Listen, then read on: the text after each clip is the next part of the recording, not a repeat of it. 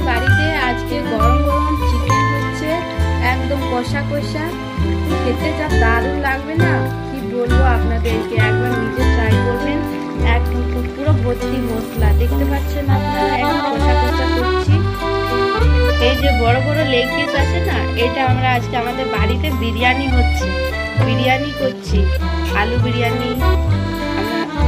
এই দেখুন বন্ধুরা, বিরিয়ানির জন্য আলু দম দিয়ে রেডি করে রাখা আছে, যেটা আমরা আর বিরিয়ানিটা দম দেবো।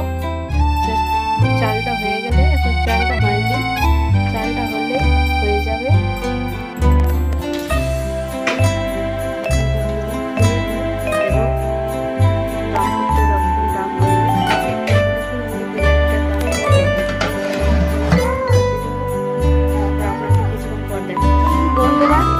বিরিয়ানি রেডি হয়ে গেছে খাবার জন্যে, এবারে আমি খাবো, সবাই খাবো আমরা।